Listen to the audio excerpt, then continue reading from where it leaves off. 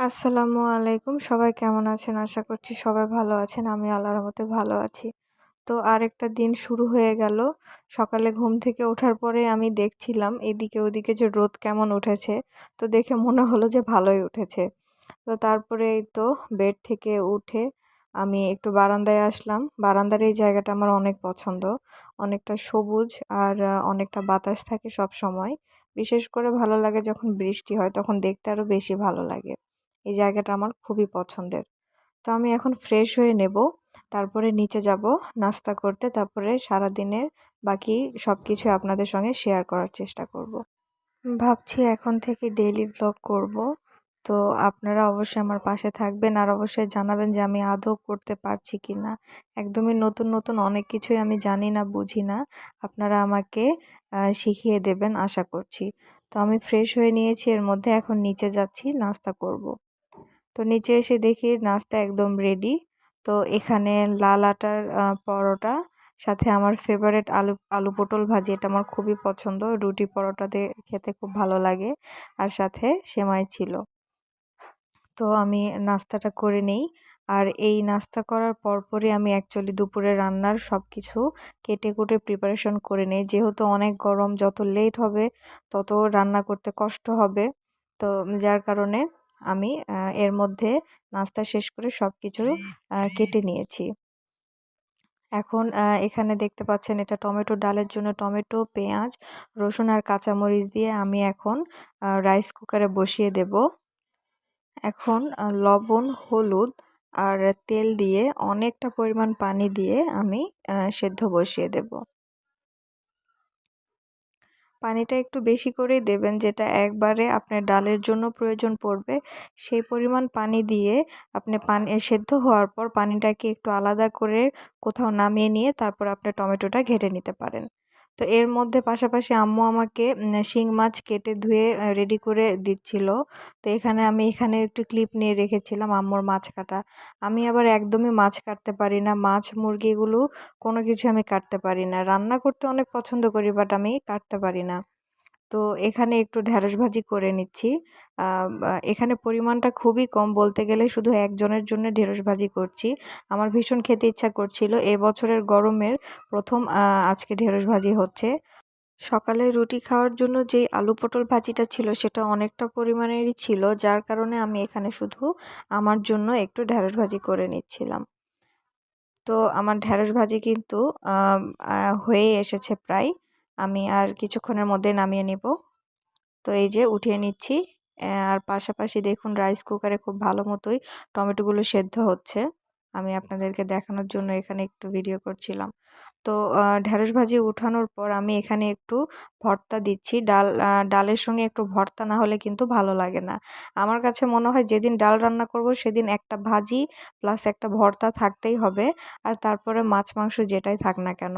আমি একদম ভর্তা লাভার। আমার যত কিছুই থাক ভর্তা এক রকমের থাকতেই হবে। তো এখানে শিং মাছ আম্মু একদম ভালো করে ধুয়ে কেটে আমাকে রেডি করে দিয়েছে। আর এই শাকটা হচ্ছে নোনতা শাক। এটা একটু টক লাগে। এই ভর্তাটা খেতে অনেক মজা লাগে। এখানে শুধু একটু পেঁয়াজ, রসুন, কাঁচামরিচ দিয়ে হলুদ, লবণ, তেল দিয়ে এভাবে ছোট আলু দিয়ে আমি ভেজে এটা তারপরে পাটায় বাটতে হবে। অনেক মজার, একটাবার ট্রাই করে দেখতে পারেন। তো আমার এখানে ভর্তাটাও একদম রেডি হয়ে গেছে। আমি এটা উঠিয়ে নিচ্ছি। এর মধ্যে আমার টমেটো সেদ্ধ হয়ে গেছে। আ এখন আমি ভালো করে টমেটোগুলা ঘেঁটে নেব এটা দিয়ে। এই যে ডাল ঘুটনিটা দেখতে পাচ্ছেন, এটার বয়স আমার থেকেও বেশি। কারণ আম্মুর যখন বিয়ে হয়, বিয়ের পর নতুন সংসারে তখন নানু বাড়ি থেকে আমার এক মামা আ আম্মুকে এগুলো বানিয়ে দিয়েছিল। সেটা আজও আছে। কতটা পুরাতন আর কতটা স্মৃতি বহন করছে দেখুন। আমার থেকেও বেশি বয়স তার। তো এখানে আমি এখন টমেটোর ডালটাকে বাগার দিব।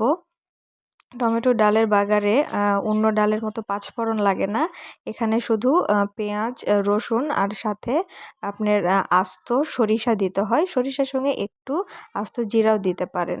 তো আমি সেভাবে সরিষা আর জিরা দিয়ে দিলাম। এখন আমি টমেটোর ডালটা ঢেলে দেব। খুবই সিম্পল। আর অবশ্যই এর মধ্যে একটু আপনাকে চিনি দিতে হবে এটাকে ব্যালেন্স করার জন্য, কারণ টমেটোটা অনেকটাই টক থাকে। আর আজকে টমেটোটা অনেকটাই টক ছিল, আমি কিন্তু পরিমাণ মতো একটু চিনিও দিয়ে দিয়েছি।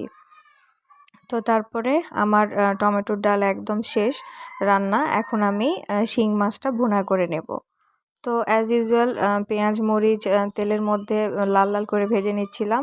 আর এর মধ্যে গ্রাম থেকে আমার মামি এসেছে, মামির সঙ্গে আমার খালা আমার মা গল্প করছে। তো আমি তাদের গল্প শুনছি আর পাশাপাশি রান্না করছি। তো পেঁয়াজটা লাল লাল হওয়া পর্যন্ত ওয়েট করব। তারপরে এখন এখানে বাটা মশলাগুলো আদা রসুন পেস্ট, জিরা পেস্ট, তারপরে হলুদ লবণ গুঁড়া মরিচ এগুলো আমি পরিমাণ মতো দিয়ে দিলাম। তারপরে একটু পানি দিয়ে দিচ্ছি, মনে হচ্ছিল মশলাটা পুড়ে যাবে তাই একটু পানি দিয়ে দিলাম। এই পানিটা কষানো হয়ে গেলে আবার একটু পানি দিয়ে নেব, মশলাটা যাতে ভালো করে কষানো হয় আর কোনো মশলার গন্ধ না থাকে।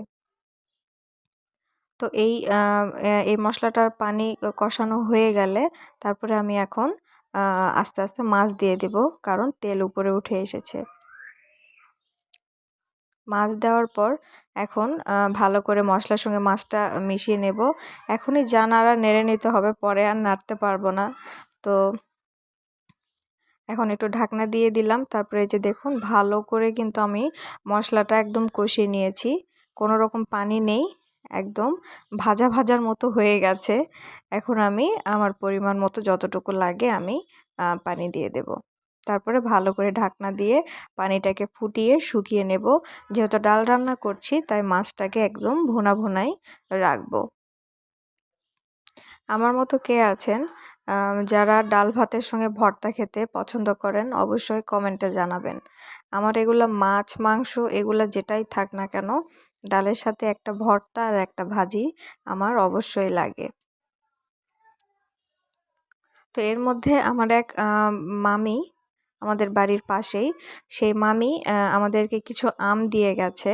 তো সেই আমটা ভাবছি আমি আমের টক করব। এই গরমে ঠান্ডা ঠান্ডা টক খেতে অনেক মজা লাগে, খুবই সিম্পল, আপনারা ট্রাই করতে পারেন। হ্যাঁ, এর মধ্যে আমার মাছ কিন্তু হয়ে গেছে, এই যে দেখুন। এখন আমি আমটাকে কেটে নিচ্ছি, তারপর আমি খুব খুব খুব সিম্পল ওয়েতে এটা টক করব। আপনারা একটাবার হলেও যদি কাঁচা আম পান আপনারা ট্রাই করে দেখতে পারেন। ফ্রিজে রেখে ঠান্ডা ঠান্ডা খেলে সত্যিই মনে হয় যে ভেতরটা পর্যন্ত ঠান্ডা হয়ে গেল।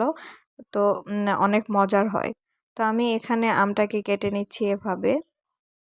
আম অনেকটা পরিমাণই দিয়ে গেছে, বাট আমি এতগুলা করব না, যতটুকু লাগে ঠিক সেই পরিমাণ নিয়ে নিচ্ছি। এই যে দেখুন ঠিক এভাবে আমটাকে কেটে দিচ্ছি।